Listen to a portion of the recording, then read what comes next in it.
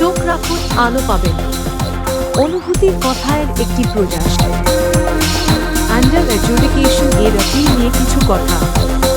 Voter information slip নিয়ে কিছু কথা। প্রথমে বলি অ্যাপিল নিয়ে। 2002 সালের পরে 2026 সালে এসআইআর হলো। সেই এসআইআরে ভোট পর্ব সমাপ্ত হলো পশ্চিমবঙ্গে 23 এপ্রিল এবং 29 এপ্রিল। শান্তিপূর্ণভাবে নির্বিঘ্নে ভোটদান সম্পূর্ণ হয়েছে। আগামী 4 মে তার ফলাফল প্রকাশিত হবে। এই ভোটদান পর্বে অনেকে ভোট দিতে পারেননি, তার কারণ তাদের নাম ডিলিট হয়েছে। এসআইআর চলাকালীন শেষের দিকে অনেক নাম রিভিউতে পাঠানো হয়েছিল। সেই রিভিউ নামগুলো মাননীয় বিচারপতিরা দেখে কিছু নাম অ্যাপ্রুভ করেন, কিছু নাম ডিলিট করেন। সেই রিভিউগুলো আন্ডার অ্যাডজুডিকেশনে ছিল। সেই আন্ডার অ্যাডজুডিকেশন থেকে মানে বিচারাধীন থেকে নিষ্পত্তি হয়ে কিছু নাম সম্পূরক তালিকায় ওঠে, কিছু নাম ডিলিটেড তালিকায় ওঠে, মানে ভোটার তালিকা থেকে মুছে যায়। যাদের নাম ভোটার তালিকা থেকে মুছে যায় তারা ভোট দিতে পারেননি, আর যাদের আন্ডার অ্যাডজুডিকেশন থেকে যাদের নাম সম্পূরক তালিকায় ওঠে তারা দিতে পেরেছেন। যাদের নাম ডিলিট হয়েছে তাদের করণীয় কি ছিল? তাদের করণীয় ছিল তাদের ডকুমেন্টস যদি ঠিকঠাক থাকে তাহলে অনলাইন অথবা অফলাইন অ্যাপিল করা গিয়েছে। ওখানে অ্যাপিলে লেখা ছিল individual appeal submit under adjudication. সেই মতো অনেক ডিলিট ইলেক্টরসরা অনলাইনে অথবা অফলাইনে কেউ কেউ দুই প্রসেসেই অ্যাপিল জমা দিয়েছেন। কয়েকদিন আগে দেখলাম সোশ্যাল মিডিয়াতে ঘুরছে, যার নাম সম্পূরক তালিকায় উঠেছে তার এপিক নাম্বার দিয়ে কোন একজন সার্চ করে দেখাচ্ছেন যে তার নামেও নাকি অ্যাপিল করা হয়েছে। এটা কিভাবে সম্ভব? এটা অবশ্যই সম্ভব, তার কারণ ওখানে অ্যাপিল প্রসেসটা ছিল আন্ডার অ্যাডজুডিকেশন। অর্থাৎ আন্ডার অ্যাডজুডিকেশন থেকে যাদের নাম নিষ্পত্তি হয়েছে, যাদের নাম সম্পূরক তালিকায় উঠেছে আর যাদের নাম ডিলিটেড হয়েছে, দুপক্ষই কিন্তু অ্যাপিল করতে পারে। যে আমার নাম কেন ডিলিট হলো, আমার কাছে সমস্ত ডকুমেন্টস রয়েছে, সেই হিসাবে অ্যাপিল করতে পারে। বা অন্যজন অ্যাপিল করতে পারে যে অমুকের নাম কেন উঠেছে, ওর তো 2002 কারোর লিঙ্ক ছিল না, কারোর নাম ছিল না ভোটার লিস্টে, এবং যথাযথ ডকুমেন্টসও নেই, তো তবু কেন তার নাম উঠেছে, এই হিসাবে অন্য কেউ অ্যাপিল করতে পারে সেই নামটা বাদ দেওয়ার জন্য। দুই প্রসেসেই হতে পারে, এটা একটা প্রসেস। এবার এই প্রসেসটাকে কেউ ভালো কাজে ব্যবহার করতে পারেন, কেউ অসৎ কাজেও ব্যবহার করতে পারেন, সেটা তার নিজস্ব ব্যাপার। এবার বলবো voter slip, voter information slip নিয়ে কথা। ভিআইএস, যেটা নির্বাচন কমিশনের বিএলওরা, বুথ লেভেল অফিসাররা প্রত্যেক ভোটারকে তাদের নিজস্ব প্রত্যেক ভোটারকে সেই ভিআইএস ভোটার ইনফরমেশন স্লিপটা প্রোভাইড করেছে, দিয়েছে। এই ভোটার ইনফরমেশন স্লিপ জেরক্স করার হিড়িক পড়ে গিয়েছে।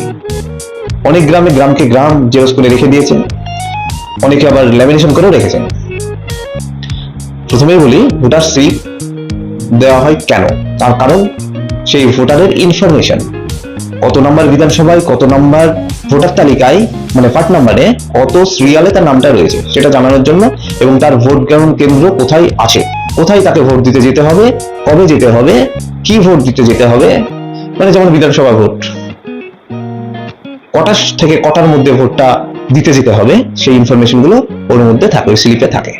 এবার ভোটার স্লিপে কোনো ব্যক্তি বা ইলেক্টরসের ছবি ছিল না। অনেক অক্ষর জ্ঞানহীন মানুষ সেই ভোটার স্লিপ দেখে হয়তো চিনতে পারবেন না এটা কার ভোটার স্লিপ। ছবি থাকলে হয়তো তার সুবিধা হতো ছবি দেখে যে এটা আমার ভোটার স্লিপ, এটা আমার অমুকের ভোটার স্লিপ, এটা বুঝতে সুবিধা হতো। এটা একটা অসুবিধা তো রয়েছে, সেই অসুবিধাটা কাটানো গিয়েছে যখন কয়েক টার্ম আগে, মানে বিগত ইলেকশনে, বিগত 2 ইলেকশন আগে বা কিছু ইলেকশন আগে ভোটার স্লিপে ছবি ছিল, তখন ভোটার স্লিপ দিয়েই ভোটটা দেওয়া যেত। কিন্তু এবার ভোটার স্লিপের নিচে লেখা রয়েছে যে শুধুমাত্র ভোটার স্লিপ দিয়ে ভোট দেওয়া যাবে না। কমিশনের 12টা যে নথি রয়েছে, নির্বাচিত নথি রয়েছে, সেই নথির মধ্যে যে কোনো একটি নথি অবশ্যই তাকে নিয়ে যেতে হবে ভোট গ্রহণ কেন্দ্রে, সেটা ভ্যালিড ফটো আইডেন্টিটি প্রুফ হিসাবে গণ্য হবে। অর্থাৎ ভ্যালিড ফটো আইডেন্টিটি প্রুফ ছাড়া তাকে ভোটদানে বিরত রাখা হবে। এবার ভোটার স্লিপটা কেউ যদি হারিয়ে ফেলেন হ্যাঁ তাও ভোট দেওয়া যাবে, তার কারণ তার ক্রমিক নাম্বারটা সে জানলেই হবে, বা একটা সাদা কাগজে লিখে নিয়ে গেলেও হবে। সুতরাং এখানে ভোটার স্লিপের তেমন কোনো ইম্পর্টেন্স নেই।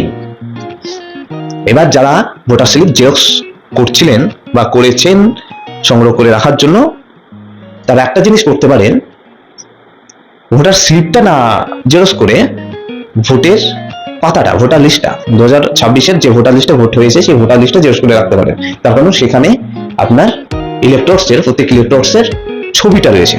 সুতরাং ওটা ভোটার স্লিপের থেকে বেশি গুরুত্বপূর্ণ, কারণ ওটা ফটো আইডেন্টিটি প্রুফ হিসাবেও কিন্তু বিবেচনা করা যেতে পারে। আরেকটি বিষয় হলো প্রত্যেক ভোটারের করণীয় কি। প্রত্যেক ভোটারের করণীয় কি, প্রায় প্রতি বছর এবং প্রত্যেক নির্বাচনের আগে এসআইআর এর কাজ হয়। এসআইআর এর সময়, এসআইআর এর আগে ড্রাফট রোল প্রকাশিত হয়, ভোটার লিস্টের খসড়া তালিকা, আর তারপরে সংযোজন বিয়োজনের পরে একটা চূড়ান্ত তালিকা প্রকাশিত হয়। তো প্রত্যেক বছর বা প্রত্যেক ওই ভোটের আগে যে ভোটার লিস্ট দুটো প্রকাশিত হয়, তখন একবার করে প্রত্যেকের দেখে নেওয়া জরুরি যে তার নামটি বা আমার নামটি ভোটার তালিকায় রয়েছে কিনা। সেটা দেখার সহজ উপায় হচ্ছে ইন্টারনেট, কমিশনের ওয়েবসাইট। নিজের কাছে তো এপিক নাম্বার রয়েছে, সেই এপিক নাম্বার দিয়ে কমিশনের ওয়েবসাইটে চেক করে নেওয়া, অথবা ভোটার লিস্টটা ডাউনলোড করে দেখে নেওয়া যে নামটি আছে কিনা, ব্যাস। আর যদি নামটি না পাওয়া যায় তখন পদক্ষেপ নেওয়া, সংশ্লিষ্ট বিভাগের সঙ্গে যোগাযোগ করা। এতে ঘাবড়ানোর কিছু নেই, কিন্তু দেখতে হবে। অনেকের ধারণা যে এবার হয়তো ভোট না দিলে তার নামটি ভোটার লিস্ট থেকে কেটে যাবে বা বাদ চলে যাবে। এই ধারণা সম্পূর্ণ ভুল। ভোট প্রত্যেক ইলেকটরসের মৌলিক অধিকার, ব্যক্তিগত অধিকার। সে ভোট দিতেও পারে, নাও দিতে পারে, কিন্তু গণতান্ত্রিক অধিকারটা প্রয়োগ করা উত্তম, দেওয়াটা ভালো।